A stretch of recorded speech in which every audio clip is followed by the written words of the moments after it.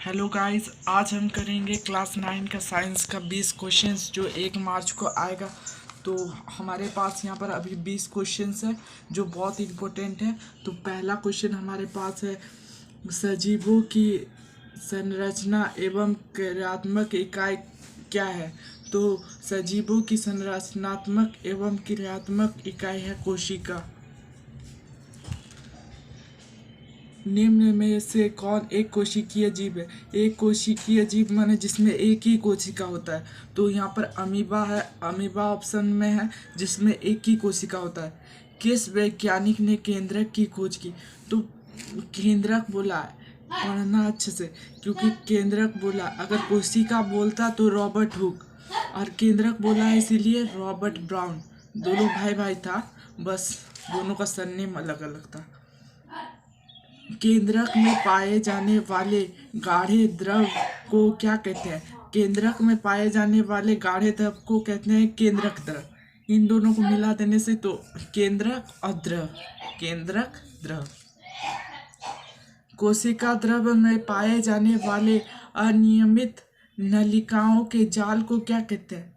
तो कोशिका द्रव में पाए जाने वाले अनियमित नलिकाओं के जाल को कहते हैं अंतर्द्रव्य जालिका।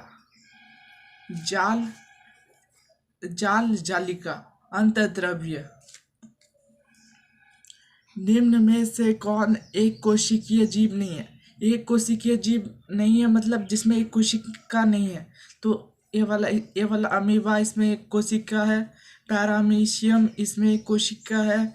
कैलेमिडोमोनास, इसमें ये भी एक कोशिकीय है, लेकिन कवक एक कोशिकीय नहीं है।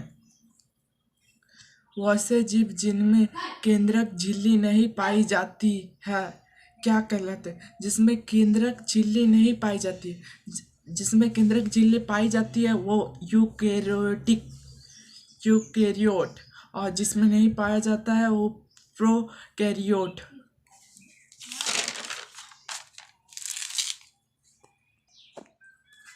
जंतु कोशिका के सबसे बाहरी घेरे को क्या कहते हैं। जंतु कोशिका के सबसे बाहरी घेरे को कोशिका झिल्ली कहते हैं, और पादप में कोशिका भित्ति। कोशिका में राइबोसोम की अनुपस्थिति में निम्न में कौन सा कार्य संपादित नहीं होगा। तो राइबोसोम की अनुपस्थिति में प्रोटीन संश्लेषण नहीं होगा। इनमें से हमारा 10वां सवाल है, इनमें से कौन बहुकोशिकीय नहीं है। तो बहुकोशिकीय जीव नहीं है मतलब एक कोशिकीय है। तो मलेरिया परजीवी बहुकोशिकीय है, तो ये वाला नहीं होगा।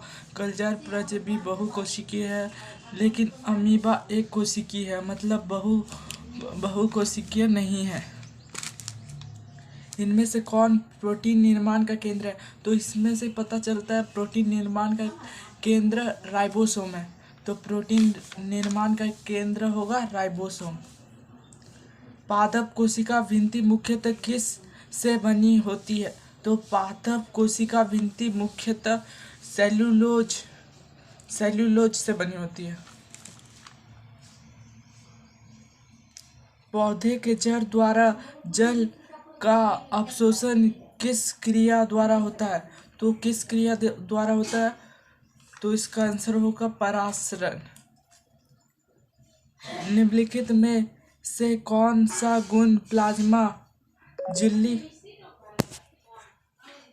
झिल्ली में पाया जाता है।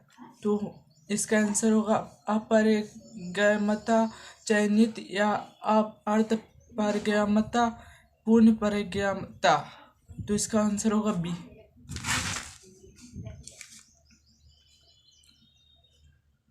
15 सवाल, जब किसी जीवित कोशिका को अतिपराश्रयी विलयन में डाला जाए तो क्या होगा। तो कोशिका फूल जाती है, कोशिका फूल जाएगी।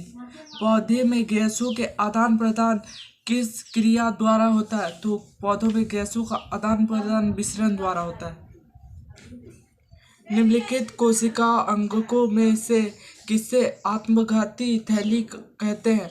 तो इसमें आत्मघाती थैली किसे कहते हैं। आपके पास 4 ऑप्शन है, तो इसमें से आंसर होगा लाइसोसोम।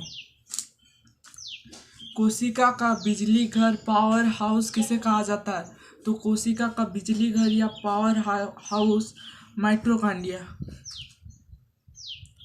रंगीन प्लेटिस्ट को क्या कहते हैं?